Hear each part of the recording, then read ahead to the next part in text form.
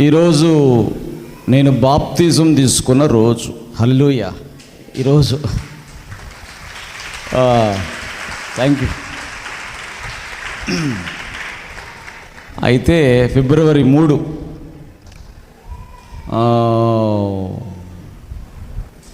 ఉపవాసము 1వ తేదీ, ఫిబ్రవరి 1వ తేదీ. ప్రభా, ఈ సంవత్సరం మరి 7 మంగళవారాలు ఉపవాసాలు అని చెప్పి ప్రభుని అడుగుతున్నప్పుడు డేట్ ఫిబ్రవరి 17 నుంచి 7 మంగళవారాలు. దేవునికి స్తోత్రం. హల్లెలూయా.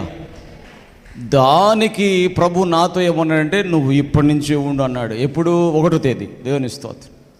నువ్వు ఇప్పటి నుంచే ఉండాలి, 1వ తేదీ నుంచే స్టార్ట్ అన్నాడు. దేవుని అంటే మీకు 17వ తేదీ నుంచి,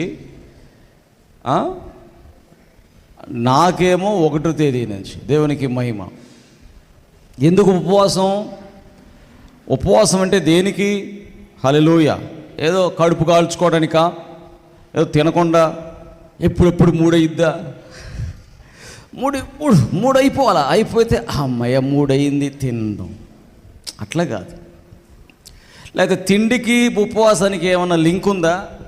తిండికి ఏదన్నా ఉపవాసానికి ఏమన్నా లింక్ ఉందా? అది కూడా కాదు. ఉపవాసం దేనికి అంటే, ఈరోజు మీతో మాట్లాడతాను 4 విషయాలు. ఎన్ని విషయాలు చెప్పండి గట్టిగా. 4. ఉపవాసం దేనికో మాట్లాడతాను. అయితే ఉపవాసం అనేది మనం ఈ పరిచర్య ఇలా జరగడానికి ముఖ్య కారణం చెప్పమంటారా? ఉపవాసమే. దేవుని స్తోత్రం. చాలామంది తెలియదు ఆ విషయాలు, కానీ ఉపవాసంతోనే ఈ పరిచర్యలో దేవుడు కార్యాలు, ఈ పరిచర్య ఇలా జరుగుతాము. ఇదంతా కూడా నాకు దేవుడు ఉపవాసములో దేవుడు నాతో బయలుపరిచిన సంగతులన్నీ నేను చేసుకుంటూ వచ్చా. దేవునికి స్తోత్రం కలుగును గాక. నాకు ఆయన మాట్లాడుతుంటే నేను అవన్నీ చేస్తూ ఉన్నాను. దాన్ని బట్టి దేవుడు ఈ పరిచర్యను ఇలాగన అభివృద్ధి చేస్తూ తీసుకుని వెళుతూ ఉన్నాడు. దేవునికి మహిమ కలుగును గాక. అయితే ఉపవాస విషయం గురించి మనం మాట్లాడదాం. ఉపవాసం అనేది ఏంటి అంటే, ఉపవాసం అనేది నా యేసయ్య చేశాడు. గట్టిగా చప్పట్లు కొట్టండి గట్టిగా. దేవునికి స్తోత్రం. యేసయ్య పరలోకములో ఉండేటువంటి ఆయన ఈ భూమి మీదకి రిక్తునిగా, దాసునిగా, మనుష్య పోలికగా పుట్టి దాసుని స్వరూపం ధరించుకొని యేసు ప్రభువే బాప్తిసం తీసుకున్న తర్వాత ఉపవాసం చేశాడు. హల్లెలూయా. ఉపవాసం అంటే దేవుడితో గడపడం. ఉపవాసం అంటే ఏంటండి? దేవుడితో గడపడం. సో ఉపవాసము యేసు ప్రభువే చేస్తే మనం చేయకూడదా? దేవునికి స్తోత్రం. యేసు ప్రభువే ఉపవాసం ఉన్నప్పుడు మనం ఉపవాసం ఉండాలా వద్దా? మనం ఉపవాసం ఉండటం అనేది అది ఆచారం కాదు.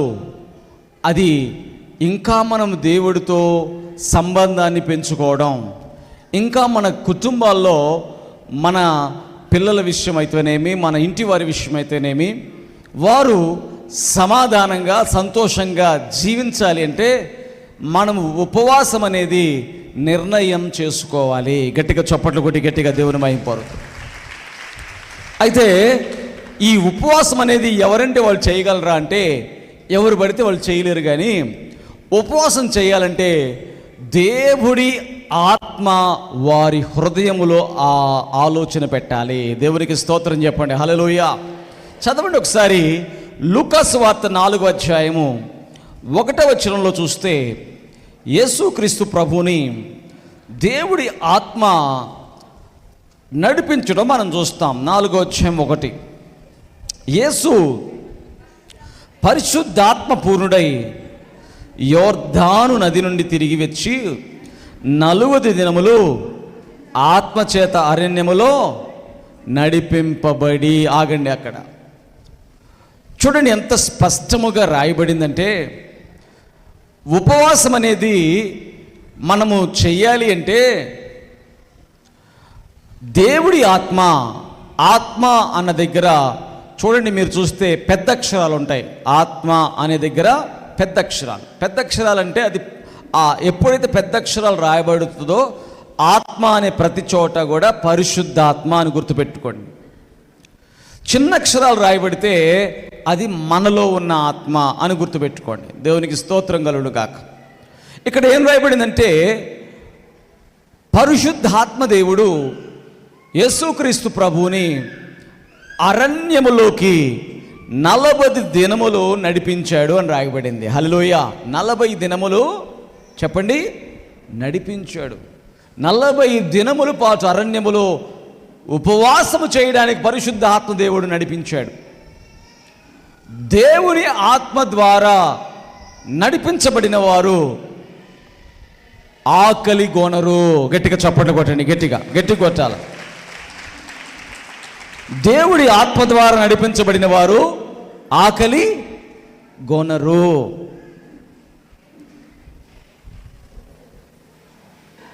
అందుకనే అంటున్నాను, మనం తొందరపడి ఇన్ని రోజులు అని చెప్పకూడదు. దేవునికి స్తోత్రం చెప్పండి. హల్లెలూయా. నాకు దేవుడిచ్చినటువంటి కృపను బట్టి నేను 3 గంటల వరకు ఆహారం తింటలేదు. ఎన్ని గంటల వరకు అండి? 3 గంటల తర్వాత కూడా ఎక్కువ కాదు, కొద్దిగా. దేవునికి స్తోత్రం. హల్లెలూయా.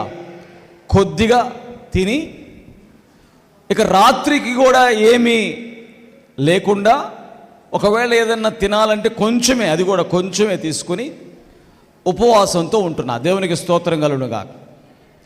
నేనేమి డాంబికంగా 40 రోజులు నేను ఏం తింటలేదు అని చెప్పడానికి నాకేం అవసరం లేదు. దేవునికి స్తోత్రం చెప్పండి. హల్లెలూయా. నేను ఎలా అయితే ఉంటున్నానో అదే మీకు చెప్తున్నా. ఉపవాసం అనేది ఆహార సంబంధమైంది కాదు. దేవునికి స్తోత్రం. ఏ సంబంధమైంది కాదు? ఆహారము మితముగా తినటం వలన నీలో గర్వము చచ్చిపోయిద్ది. ఏం చచ్చిపోయింది చెప్పండి? నీలో లోక ఆశలు చచ్చిపోతాయి. అందుకనే ఆహారాన్ని మితం చేసుకోవాలి. కానీ ఉపవాసం యొక్క శ్రేష్టమైన లక్షణం ఏంటంటే, దేవుడి ఆత్మ ద్వారా నడిపించబడాలి. గట్టిగా చప్పట్లు కొట్టండి, గట్టిగా. అది ఫస్ట్ పాయింట్.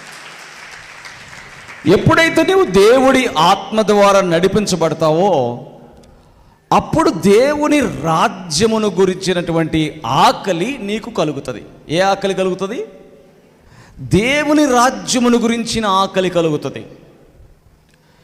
ఈ భౌతికమైనటువంటి ఆకలి, ఈ పప్పన్నం, ఈ లేకపోతే సాంబారు, లేకపోతే కూరగాయలు, లేకపోతే ఏదో ఈ శరీరాన్ని పోషిస్తుంటే,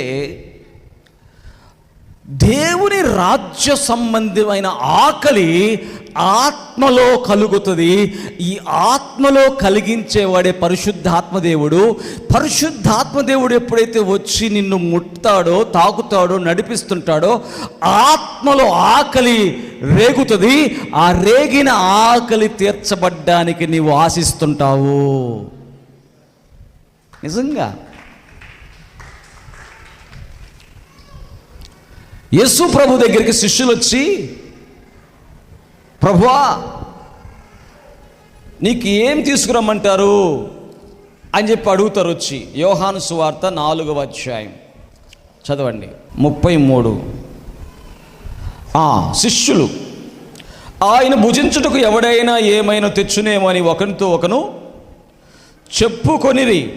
యేసు వారిని చూచి, నన్ను పంపిన వాని చిత్తము నెరవేర్చుటయు ఆయన పని తుదముట్టించుటయు ఏమన్నాడు? నాకు ఆహారమై ఉన్నది. ఏం ఆహారం అంటిది? ఈ ఆహారం ఏంటిది? దైవ రాజ్య సంబంధమైన ఆహారము. గట్టిగా చప్పట్లు కొట్టి గట్టిగా కొట్టాలి. శిష్యులు అడుగుతున్నారు, భౌతికమైన ఆహారం గురించి అడుగుతున్నారు. ప్రభువా నీకు ఏం తీసుకురావాలి? మేము రొట్టెలు తేవాలా, చేపలు తేవాలా, లేకపోతే ఏమంటే? నో, అవి కాదు. నా ఆత్మ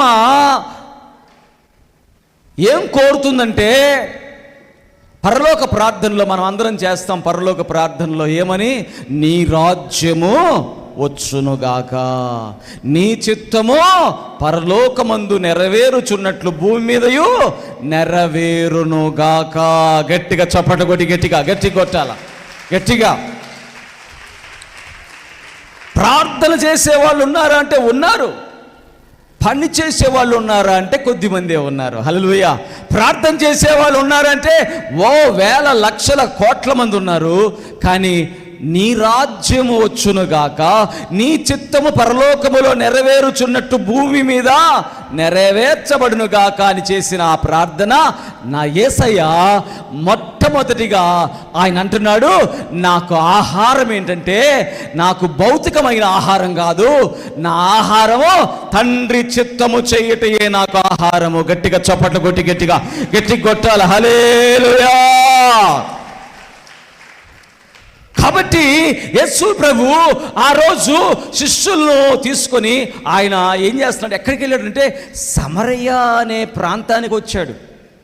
సమరయ ప్రాంతానికి రావాలని ఎవరు చెప్పారు? పరిశుద్ధాత్మ దేవుడు. హల్లెలూయా. సమరయ ప్రాంతములో బావి దగ్గర కూర్చున్నాడు.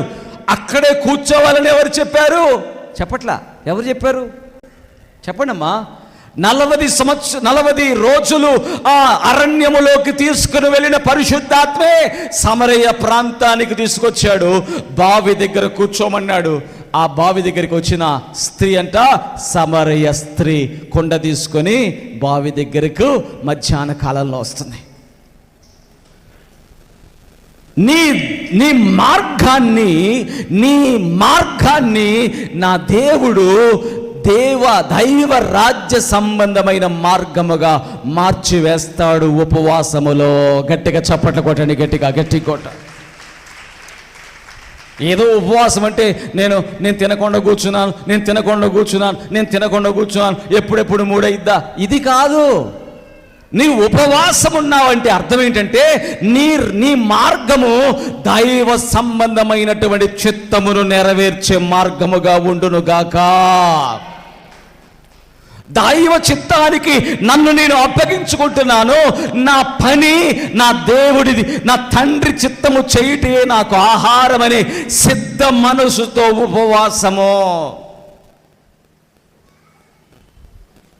అలాగూ ఆయన అక్కడ ఆ యొక్క యాకోబు బావి దగ్గర వచ్చి ఆమె వచ్చింది కొండ తీసుకుని. ఆమెకు తెలియదు. She doesn't know what is going to happen in this afternoon. ఈ మధ్యాహ్న కాలంలో ఏం జరుగుద్దో నాకేం తెలుసు. ఆయన అక్కడ కూర్చొని ఉన్నాడు. ఆయన అంటున్నాడు, ఆ దప్పికకు నాకు కొంచెం దాహమునకిమ్ము అంటే. What a wonderful God we are having. Hallelujah. ఏమడుగుతున్నాడు తెలుసా? సమరయ స్త్రీ దగ్గరికి వచ్చిన ఆయనే, జీవజలములు ఇవ్వగలిగిన ఆయనే, ఆహారము తండ్రి యొక్క చిత్తము చేయటే నాకు ఆహారము అన్న ఆయనే ఏమంటున్నాడు ఆమెని, నాకు దప్పికకు దప్పికకు నీళ్ళిస్తావా అని అడిగాడు. హల్లెలూయా. అబ్బా, ఎంత గొప్ప దేవుడు మన యేసయ్య. ఆమె జీవితం బాగలేదు, బతుకు బాగలేదు. 5 పెనిమిట్లు మార్చివేసింది, 5 మార్చివేసింది భర్తలుగా. ఇప్పుడున్నవాడు భర్తే కాదు, భయంకరమైన పాపాత్మురాలైన జీవితంగా జీవిస్తుంటే ఇదిగో నా తండ్రి చిత్తం ఏంటంటే పాపములతో బంధింపబడిన వారి కట్లను విప్పుటయే ఉపవాసము. గట్టిగా చప్పట్లు కొట్టండి. గట్టి కొట్టారా? What is the real fasting? పాపము చేత బంధించబడిన ఆ బిడ్డల యొక్క జీవితములలో ఉన్న పాపపు కట్లు తెంచబడాలి. కాడి మోకులు విరగొట్టబడాలి. హల్లెలూయా. ఉపవాసం. ఆయన మాట్లాడుతున్న మాటలలో ఆ బిడ్డ జీవితములో మార్పు రావడము, ఆ బిడ్డ జీవితం మారడము ఉపవాసం. తండ్రి చిత్తము చేయడము ఆహారం, ఉపవాసం. హల్లెలూయా. మాకు ఈ విషయాలన్నీ మెస్సియా వచ్చి బోధిస్తాడు అనంటే ఆ మెస్సియను నేనే అని ఎవరికి చెప్పలేదు. కానీ ఆ పాపాత్మురాలతో చెప్పాడే నా యేసయ్య. ఎవరికి చెప్పాడు? మెస్సియా నేనని ఆ సమరయ స్త్రీతో చెప్తున్నాడు నా యేసయ్య. గట్టిగా చప్పట్లు కొట్టి పరిసయ్యులతో చెప్పలా, శాస్త్రులతో చెప్పలా, ఆయన దగ్గరికి వచ్చి ఆయనను విచారిస్తున్న యూదులతో చెప్పలా. హల్లెలూయా. సున్నము కొట్టిన సమాధుల్లారా అన్నాడు, వేషధారులారా అన్నాడు. పైన మీరు గిన్నెను కడుగుతున్నారు కానీ లోపల గడగండి అన్నాడు. ఎంతమంది ఆయన వచ్చి ప్రశ్నలు వేస్తున్న వారికి చెప్పలేదు కానీ నా యేసయ్యా, ఇశ్రాయేలు ప్రజలందరూ కూడా మెస్సియ కొరకు కనిపెడుతున్నారు. మెస్సియ కొరకు ఎప్పుడెప్పుడు వస్తారా, క్రీస్తు ఎప్పుడెప్పుడు వస్తాడా, అభిషిక్తుడు ఎప్పుడెప్పుడు వస్తారా, ఆయన కట్ల నుండి పాపపు బంధకముల నుండి విడిపించి ఆయన ఎప్పుడెప్పుడు వస్తారని ఎదురు చూస్తున్న వారికి ఎవ్వరికి కూడా నేనే ఆ క్రీస్తుని, నేనే ఆ మెస్సియనని చెప్పలేదు. కానీ ఎవరికి చెప్పాడు? ఎవరో కొంతమంది అంటారు ఈ మధ్య, యేసుప్రభు దేవుడని చెప్పుకున్నాడా అంటారు. యేసుప్రభు దేవుడిని ఎప్పుడని చెప్పుకున్నాడు అంటారు. చూడండి, ఆ సహోదరితో అంటున్నాడు, నేనే ఆ మెస్సియను. గట్టిగా చప్పట కొట్టండి, గట్టిగా కొట్టాలమ్మా. ఆ మెస్సియను నేనే, ఆ అభిషిక్తుడు నేనే. చదవండి ఒకసారి 4వ అధ్యాయం 25వ వచనం. ఆ స్త్రీ ఆయనతో, క్రీస్తు అనబడిన మెస్సియా వచ్చునని నేను ఎరుగుదును. ఆయన వచ్చినప్పుడు మాకు సమస్తమును తెలియజేయునని చెప్పగా, యేసు నీతో మాట్లాడుచున్న నేనే, I am that who you are speaking. నీవు ఎవరి గురించి అయితే మాట్లాడుతున్నావు ఆయనను నేనే అని బయలుపరుచుకున్నాడు నా యేసయ్య. గట్టిగా గట్టిగా చప్పట్లు కొట్టి హల్లెలూయా. మనుష్యుల ఆలోచనలు వేరు, నా యేసయ్య ఆలోచనలు వేరు. మనుష్యుల ఆలోచనలో ఉన్న ఉపవాసం వేరు, నా యేసయ్య ఆలోచనలో ఉన్న ఉపవాసం వేరు. ఉపవాస ప్రార్థనలో నీతో సహవాసం చేసేదనయ్యా. ఉపవాస ప్రార్థనలో నీతో సహవాసం చేసేదనయ్యా. ఉపవాస ప్రార్థనలో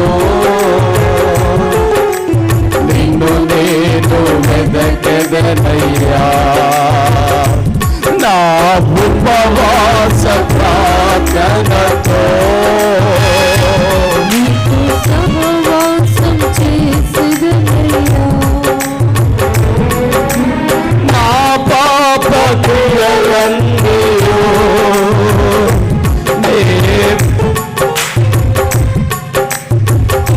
విడిచిపెట్టాలి. నా పాప క్రియలన్నీ నే విడిచి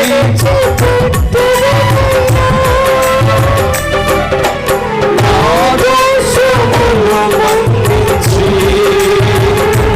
నన్ను పరిశుద్ధునిగా మార్చెయ్యా.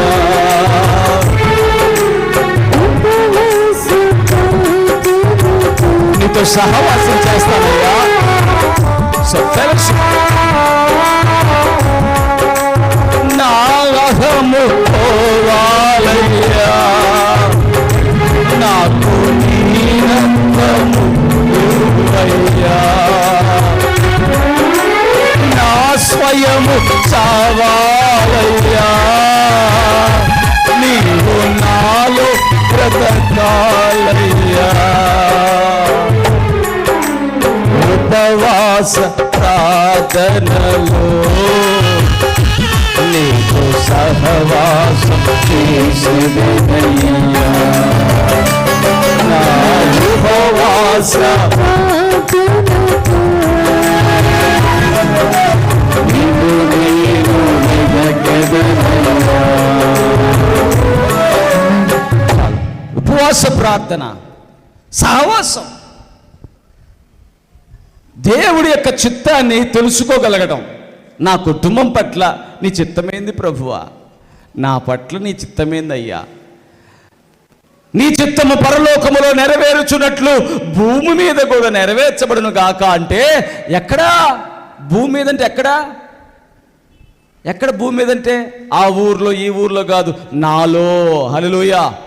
పరలోకములో నీ చిత్తము నెరవేర్చబడినట్లు నాలో కూడా నీ చిత్తము నెరవేర్చబడాలి. It is not my will, నా స్వయము కాదయ్యా. ఏది? నా స్వయము చావాలయ్యా, నీవే నాలో బ్రతకాలయ్యా. హల్లెలూయా. నా చిత్తము కాదు ప్రభువా, నా ఇష్టం అని మాట్లాడే వాళ్ళు ఎంతమంది లేరు? ఆ పాపాత్మురాలైనటువంటి ఆ స్త్రీ, ఆ సమరీ స్త్రీ అలా బతికింది. ఎలా బతికింది? ఆమె ఇష్టం. 5 పెనిమిట్లు, వాళ్ళందరూ పోయారు. ఇప్పుడు ఎవరితోనూ ఉంటుంది, ఆమె ఇష్టం. అటువంటి ఆ స్త్రీ ఇప్పుడు ఏందంట? ఇక నా చిత్తము కాదు, నా ఇష్టము కాదు, నా యేసయ్య మెస్సియ, ఈ ఆయన చెప్పబడిన ఆ మాటలు విన్నటువంటి ఆమె హృదయం మార్పు చెందింది. గట్టిగా చప్పట్లు కొట్టండి, గట్టిగా కొట్టాలి. పరలోకములో నెరవేర్చబడుచున్న తండ్రి చిత్తము భూమి మీద కూడా నెరవేర్చబడ్డానికి యేసయ్య తండ్రి చిత్తము చేయడానికి వస్తే, యేసయ్యతో పాటు ఇప్పుడు ఆ సమరయ స్త్రీ కూడా నేను ఇక నా చిత్తము కాదు, యేసయ్య చిత్తము చేయడానికి నేను నిలబడుతున్నాను అని అన్నంట. గట్టిగా చప్పట్లు కొట్టి గట్టిగా హల్లెలూయా, హల్లెలూయా. ఆమె వచ్చి ఊర్లోకి వెళ్ళిపోయింది, అందరిని సమకూర్చింది. నాతో మాట్లాడి చెప్పుచున్నవాడు క్రీస్తు కాడా, మీరు రండి, అందరిని సమకూర్చింది. ఇప్పుడు ఆమె చిత్తం చేయట్లా, దైవ చిత్తము చేయడానికి నేనున్నాను ప్రభువా. ఉపవాసం. గట్టిగా చప్పట్లు కొట్టండి, గట్టిగా కొట్టాలి. Spirit of God is leading. పరిశుద్ధాత్మ దేవుడు ఏం చేస్తున్నాడు? అట్లా ఒక్కొక్కరిని అట్లా. హల్లెలూయా. పరిశుద్ధాత్మ ద్వారా నడిపింపబడితే కానీ దేవుడికి దగ్గరగా మారలేరు. హల్లెలూయా. దేవుడికి వారి హృదయాన్ని ఇవ్వలేరు.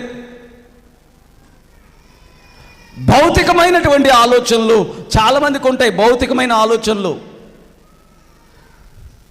అందుకనే సాతాను ఏం చేస్తాడంటే ఈ లోకములో ఉన్న ఆశలు చూపిస్తాడు. ఈ లోకంలో ఉన్న ఆశలు. నెంబర్ 2, రెండవది, యేసు ప్రభు ఉపవాసంలో ఓడిపోయాడా గెలిచాడా? గెలిచాడు. హల్లెలూయా. ఉపవాసంలో ఉండేటువంటి వారు రెండో విషయం తెలుసా? నువ్వు గెలవాలి. హల్లెలూయా. నువ్వు ఓడిపోకూడదు, నువ్వు గెలవాలి. నువ్వు మనుషుల మధ్యలో గెలవాలి, నువ్వు ఆత్మీయంగా గెలవాలి, నీ ఆర్థిక విషయాలు గెలవాలి, నీ ఇంట్లో ఏ విషయాలు అయినా you have to win over every battle. ప్రతి పోరాటంలో నువ్వు గెలవాలి. ఉపవాసములో ఉన్న శ్రేష్టమైన అనుభవం ఏంటంటే నిన్ను గెలిచేవాడుగా దేవుడు చేస్తాడు. గట్టిగా చప్పట్లు కొట్టండి, గట్టిగా హల్లెలూయా.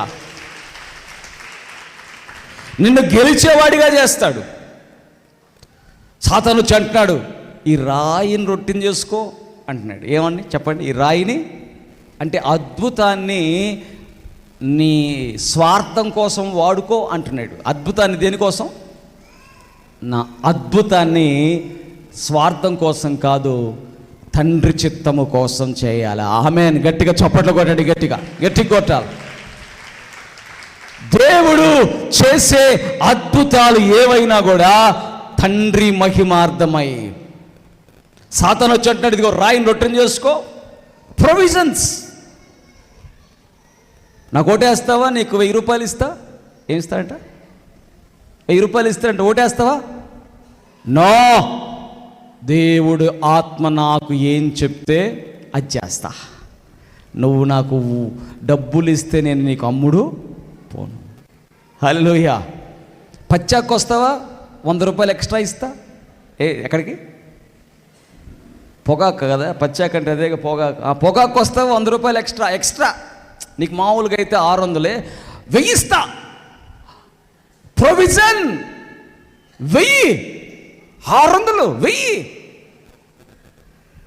ఓడిపోతున్నాం, మనం ఓడిపోతున్నాం. దేవుని బిడ్డలారా, దేవుని బిడ్డలు ఓడిపోతున్నారు. సాతాను నవ్వుకుంటున్నాడు. వాళ్ళు 100 రూపాయలు ఇస్తే వాళ్ళు అమ్మేసుకుంటారు, వారి ఆత్మను తాకట్టు పెట్టేస్తారు, వారు ఏ పని చేయడానికైనా వచ్చేస్తారు అని సాతాను ప్రగల్భాలు పలుకుతున్నాడు. నా యేసయ్య రాయిని రొట్టెను చేయమంటే మనుష్యుడు రొట్టె వలన కాదు, దేవుడి నోట నుండి వచ్చు ప్రతి మాట వలన, చెప్పండి, ప్రతి మాట వలన. అందుకనే 3వ విషయం, నువ్వు ఉపవాసం చేసేటప్పుడు వాక్య ఖడ్గాన్ని నువ్వు పట్టుకోవాలి. గట్టిగా చప్పట్లు కొట్టండి, గట్టి కొట్టాలి.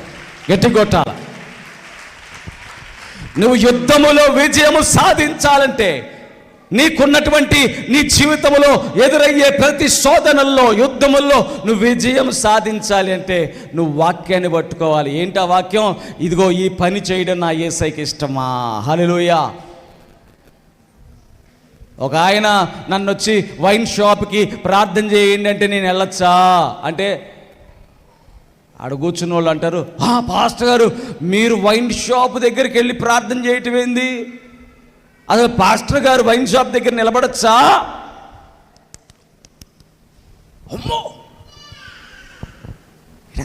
ఒకవేళ కానీ పాస్టర్ గారు కానీ ఆ వైన్స్ అనే బోర్డు దగ్గర అట్ట నిలబడినా కూడా, బాబోయ్ మదన్ బాబు పాస్టర్ గారు ఆ వైన్ షాప్ దగ్గర నిలబడి ఉన్నాడు.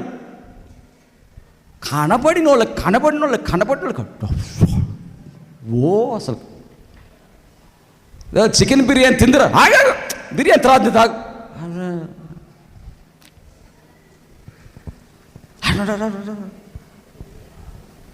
ఆయన మంగళవారం ఆయన